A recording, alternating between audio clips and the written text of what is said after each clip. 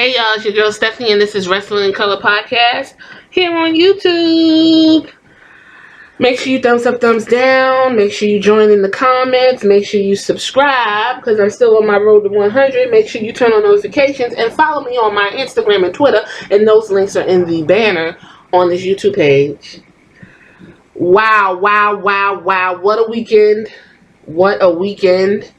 Saturday to yesterday is Sunday, today is Monday. I hope y'all made it through. I hope y'all made it here. I'm happy to hear from you, see from you, smell you, and all that good stuff. I feel great. Hope you do too. Let's start this week off strong and finish it strong. Get ready for the holidays. Thanksgiving's this week, I believe, and eat with friends and family. The holidays are for the kids now that I'm a mom and I'm an older gal. I'm that mom that sits on the couch and watch the babies open up the gifts while I get drunk. Yeah, that's me.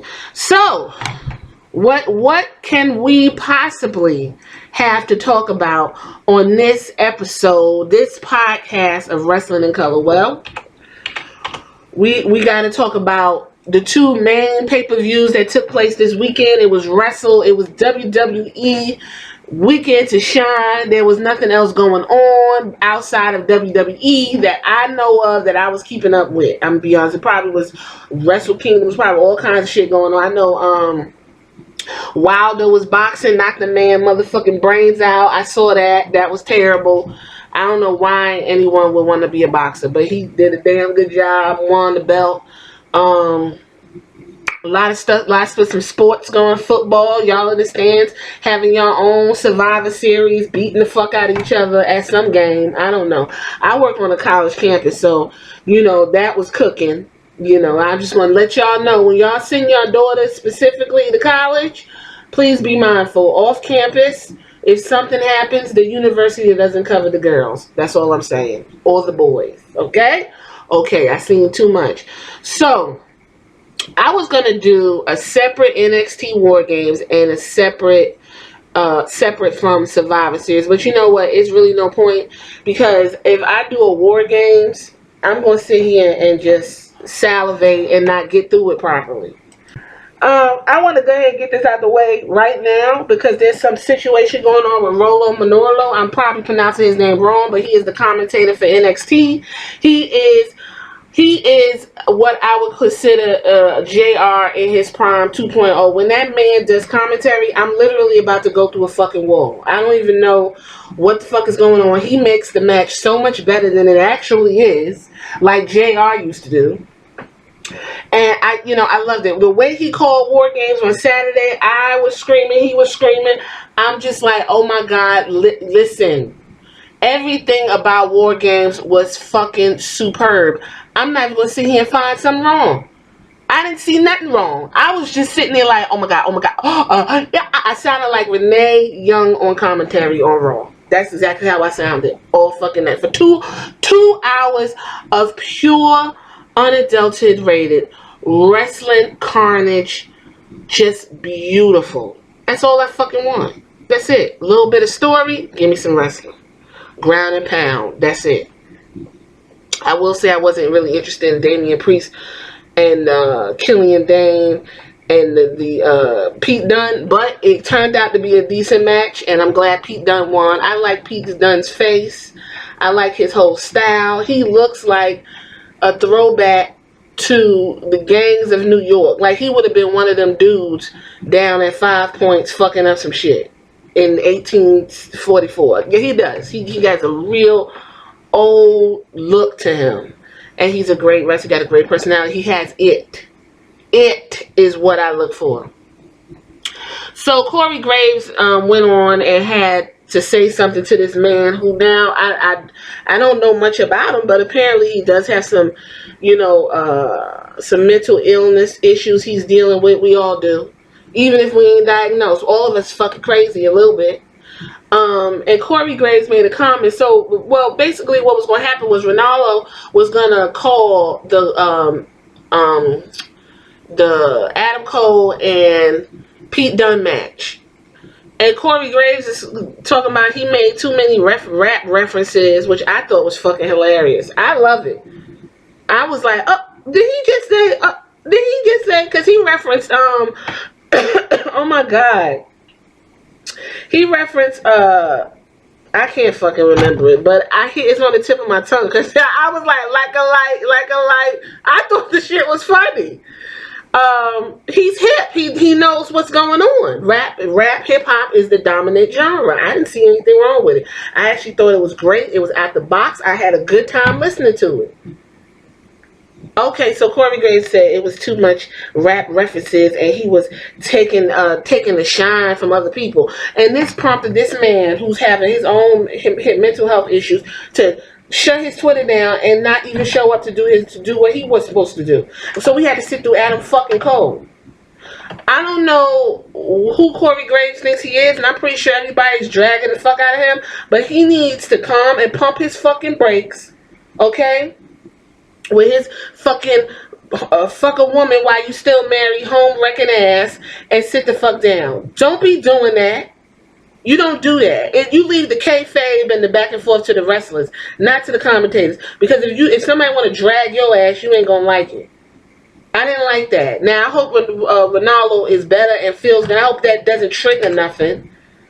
Because I know you all talk about, oh, everybody's sensitive. Everybody this and that. Everybody. So is Ronaldo sensitive? He don't want to deal with that shit. He was doing his job. He did a damn good job. That is one of the positives of many when we talk about NXT WarGames. TakeOver WarGames.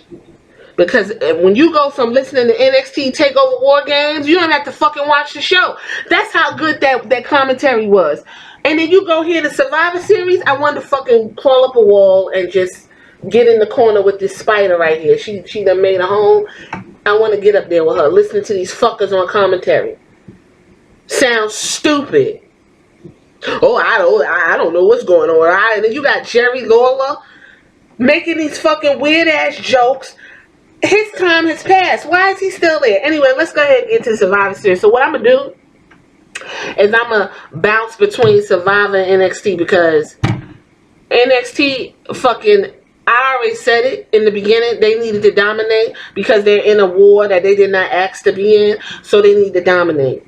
And dominate is what they fucking did, and I loved each and every fucking minute of it. But when the main roster get a hold of some good shit, it always sucks the life and the air out of something anyway. But they dominated, and I love it. So we could go back and forth from what I saw. Now, I got to the show a little bit late because I didn't know it was going to be a fucking, I didn't know shit started at 5:30. So, there's that. But half the shit I wasn't interested in anyway. So, we just going to run through Dolph Ziggler and Robert Roode. Won the tag team battle royale kickoff. Y'all couldn't let the Street Profits have that. Y'all could not let the Street Profits have that. Montez Ford did a fucking frog splash and rotated in the air and won all in one jump. Y'all couldn't let them have this fucking who gives a fuck kickoff win? Of course not. Cruiserweight champion, that was just some last minute shit. Because I was just like, well, why he ain't fighting Angel Garza or Dimples, I like to call. Okay, well, Leo Rush won. It was against Kalisto and Akira Tozawa. Alright. So, I mean, the Cruiserweight's going to give you what you need regardless. So I no need to even get down into that. They're going to give you what you need. Then it was tag team championships. Viking Raiders defeated Undisputed Era and New Day. It was a good match. I mean, the New Day took over Dawson and what's his name? Is it Dawson and Wilder?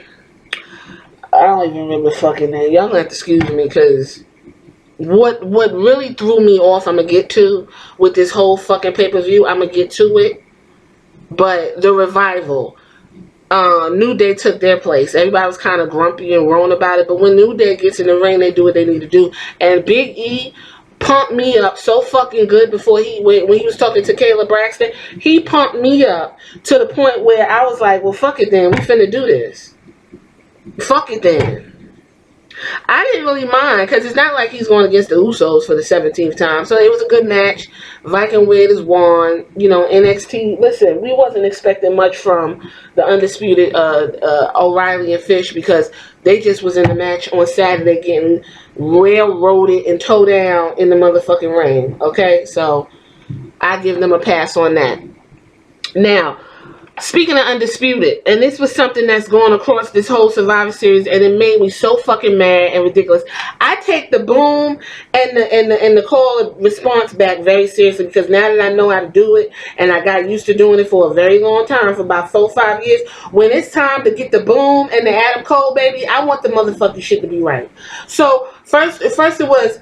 Oh boy, y'all cut him off before he can get the boom. Even he was like, "What the fuck?" We'll get to it anyway. So the Women's Survivor Series match jumped off. Whatever. I don't go blow by blow, but the highlight here was Asuka blowing the green shit in Charlotte's face. Loved it. And can we just pause for a second and give fucking Bianca Belair a round of applause because she had a braid on her jacket and braids on her pants. She had her ponytails on her pants. Bianca Belair, everybody. Love her. Love it. I think Bianca Belair and her attitude is so natural. That's what Mia Yim is trying to convey and come across, but it doesn't work. And I'm not mad that Mia Yim was not in this match. Not at all. There, I said it. So you had the NXT versus SmackDown. Sasha Banks' team sucked when I saw it, and I already said that. They sucked. I wasn't expecting shit from them, and I was correct. And then you had also Raw. Now, my picks for the Survivor Series was all NXT. I just was like, NXT, I don't give a fuck. They didn't even put, the pictures I used, they didn't even put the NXT teams up yet. I just said, they gonna fucking win. They need to be winning. That's it. I don't give a fuck. And then, you know, The Fiend and Brock Lesnar. So, those was my picks. Okay?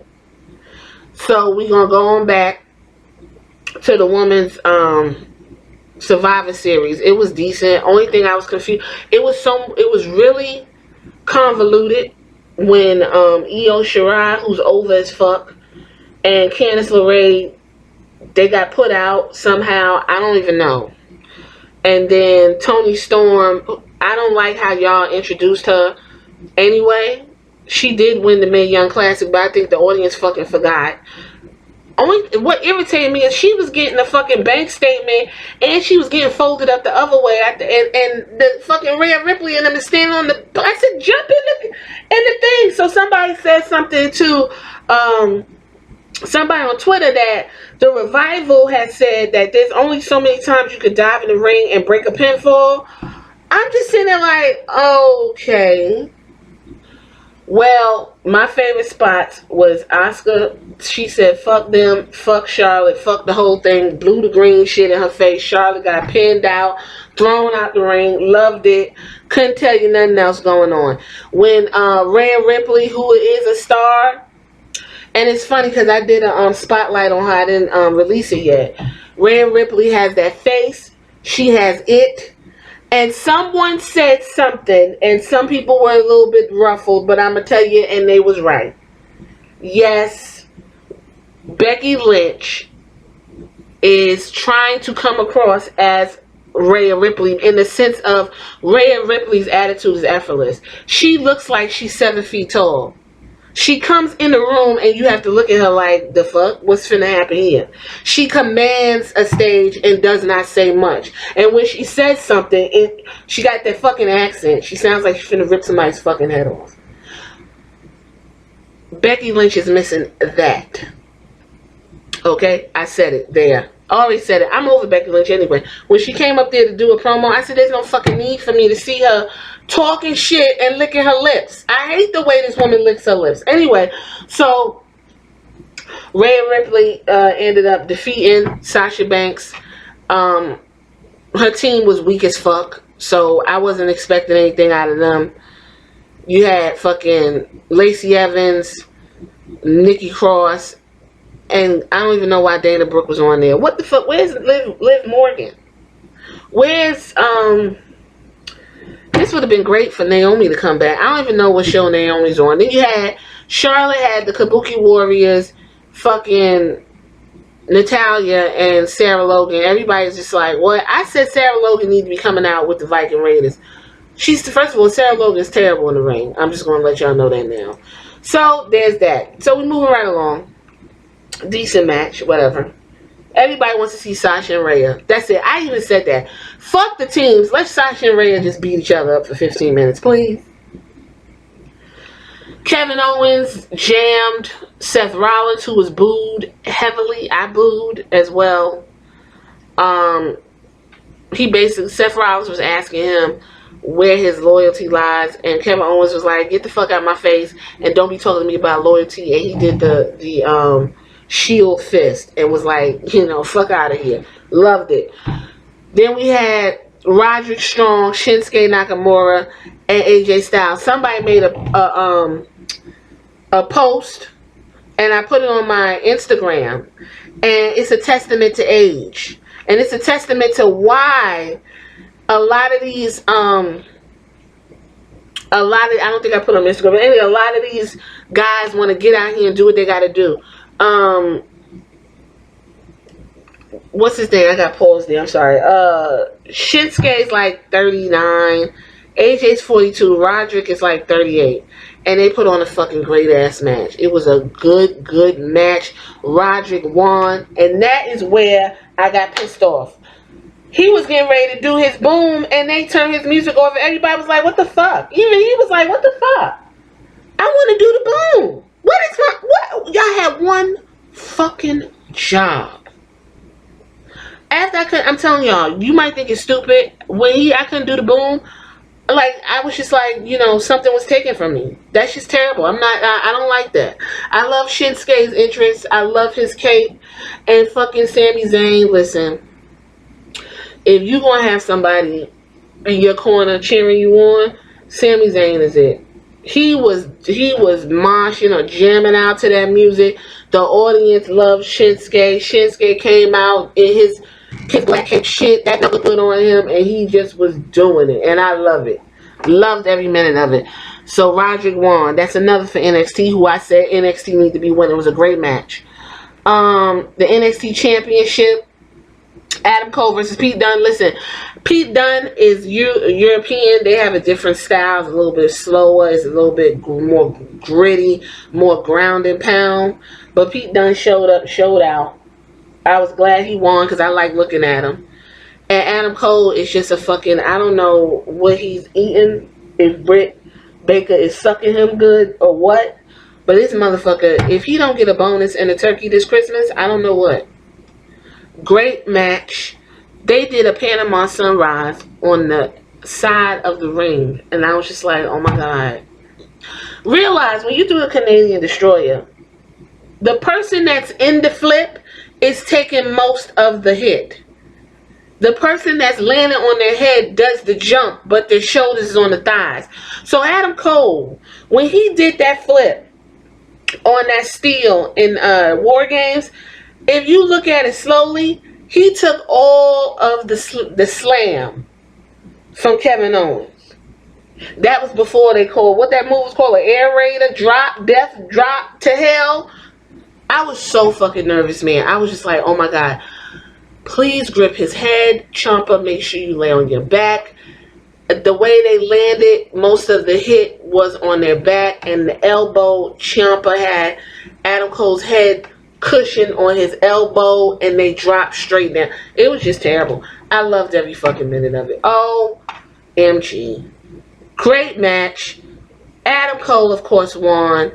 It was just good. It was just so good. And in the match, Pete Dunne tried to do his finishing move. Adam Cole somehow came out of it into another Panama Sunrise and won. And Pete Dunne, it was a funny part where Adam Cole kicked Pete Dunne and his mouthpiece flew out. And everybody was like, oh. And I said, so is the mouthpiece what's keeping Pete Dunne from getting knocked out? Because when the mouthpiece flew out, he was looking like, oh my god, I gotta get it. And then Adam Cole stepped on his hand, he couldn't get the mouthpiece, and then he got that sunrise And he was just devastated. So Pete Dunne's power is in his mouthpiece, y'all. Learn something new every day. Love it. Love it, love it, love it. Universal Championship, I'm not gonna lie.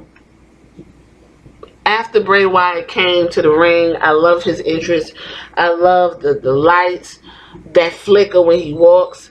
I love the music. I love everything about The Fiend. I just hate that they finna feed this man to Roman Reigns eventually. I hate it. But we'll get to that when that happens on the road to WrestleMania. Word on the streets. We knew that The Fiend was not losing his belt. Daniel Bryan, he just brings anybody to a good match.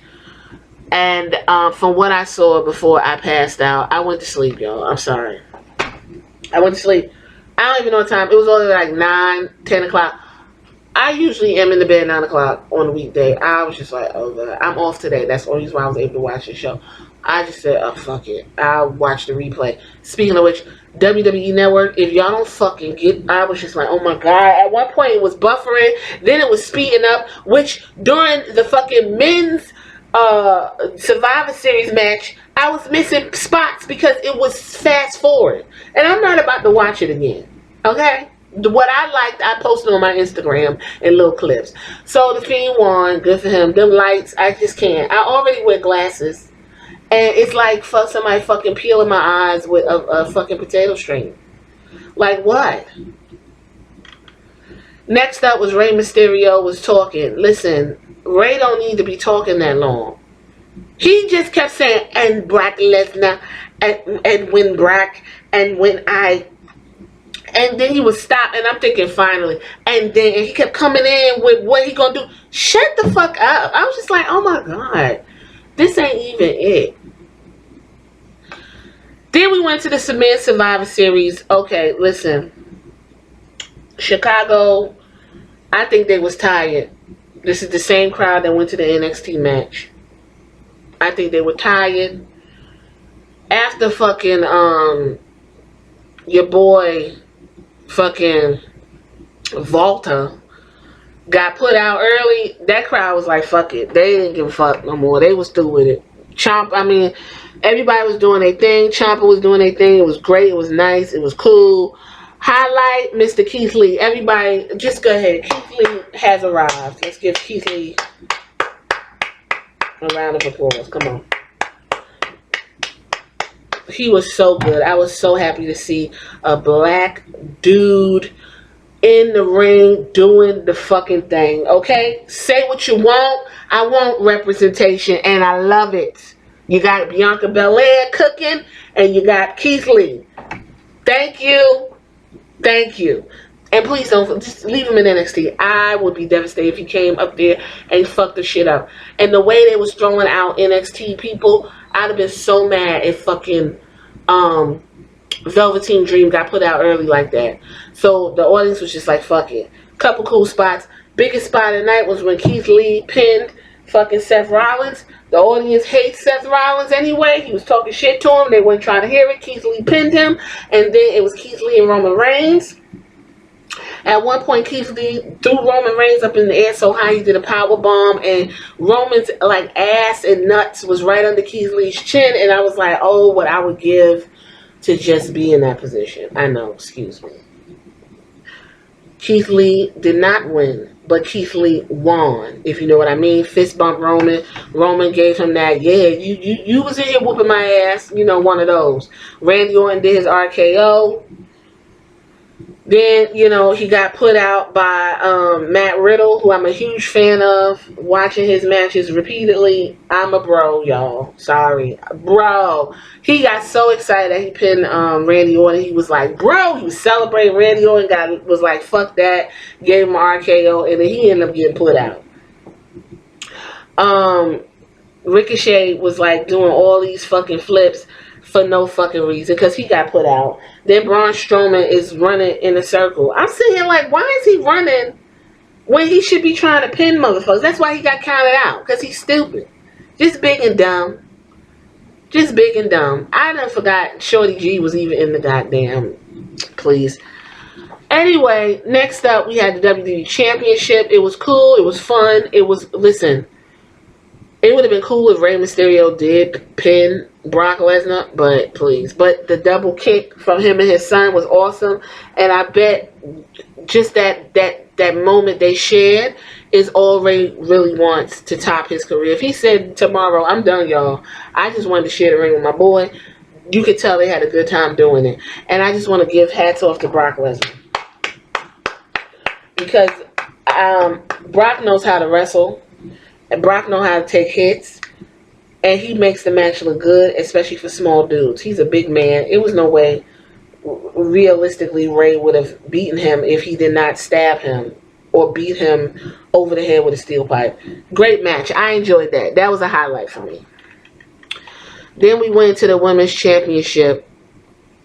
Shayna Baszler versus Becky and Bayley. I'm sorry. Listen, I'm gonna tell y'all right now, the shit was boring it was boring as fuck. Okay? Becky Lynch has headlined 4 pay-per-views and all of her matches are boring. I don't care what y'all say. I don't care what y'all say. All her matches are boring. Okay? Period. I was sitting there, when I watched her in WrestleMania, I was just like, okay. When I watched her in the Survivor Series, okay. When she was against Asuka, that was a decent match because Asuka's a bad bitch. Other than that, I don't know what the fuck y'all, what are y'all seeing that I'm not seeing? What are y'all seeing? Bayley is the odd woman out. Bayley doesn't look like a heel. She looks depressed. She looks like she took the kids to school. Her husband's cheating on her. She's going to go home, drink some boxed wine, and probably cut her wrist. That's what the fuck what Bayley looks like. She's just not giving it. She's just not giving me anything. She looks like a depressed child. It was a terrible fucking match. I didn't like it. Terrible way to end it. You should have ended it with either the WWE Championship or fucking Brock Lesnar like you always used to do. I don't understand. You could have had the Fiend end it, or had the Fiend after he beat Daniel Bryan. We could have had the Fiend fucking, I don't know, cut him open in effigy, or bring back Rambling Rabbit, something. I didn't like the end of this. Period. Then she goes and beats up Shayna Baszler, and she's all talking about, it's my fucking house. And it's like, Becky, just shut the fuck up. You're boring. I'm tired. NXT overall standings 4, SmackDown 2, Raw finally lost something, and they deserve to lose because Raw's a terrible show. And that's really it. NXT deserved to win. They're in the war. I said they need to win. They need momentum. They need eyes on the product. NXT this whole weekend showed up and showed out. I want to congratulate all of them. That is considered a developmental brand. That is considered fresh meat. And those wrestlers aren't new. They're seasoned. They've been on the indie scene. Adam Cole and all them other wrestlers. Bianca Belair only been wrestling about 2-3 years now. Okay? Bad bitch. Alright? They went out there and did the damn thing. They went out there, and that WarGames, man, was just so fucking good. That part where Rhea Ripley threw that trash can, hit that woman in the head, and it was just so many, and the old girl pulled Bianca Belair hair, so she Io Shirai could do her beautiful moonsault off and take them out, and the guys, and it was just so fucking good. That WarGames. You know what? They're going to have to let WarGames stand alone, because when you have something like that and then have to wait for Survivor Series or something that the main roster produces the next day, it's really a disappointment. It's a disappointment. It's a fucking letdown, because I'm way up here. My standards all the way to the fucking stratosphere, and then I sit through Raw and SmackDown. I'm just like, I feel like a dummy. Everything's dumb. Everything's dumb. The room, everybody's just in there. You know, hey, I went to Raw. Luckily, when it was still kind of interesting, but I don't know what's going on. But when NXT comes to Ohio, I'll be in the room. I will be there. And that is it. I'm going to leave it here. That is what I thought of Survivor Series. I give it 3.5 stars. NXT, I gave it 6. I don't even know. I gave them all the fucking stars, okay? I'm happy they won. I will continue to support. I've always supported, and I will continue to watch tried to flip back and forth on Wednesdays, and it's on demand, so that's even better. Monday Night Raw is going to be a bump, in ratings, if y'all care about that, because it's a after pay-per-view show. NXT is going to get a bump on Wednesday as well, because there's some storylines that have been started for NXT, so everybody's going back to their respective corners, and we'll see what happens. It's the holidays coming up, so these shows ain't going to be all that great, at least on the main roster anyway.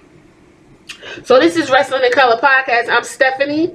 Make sure you thumbs up and thumbs down this video. Follow me. Turn on notifications. Do all that stuff. I gotta fold clothes. So I'm going to talk to you guys later. Deuces.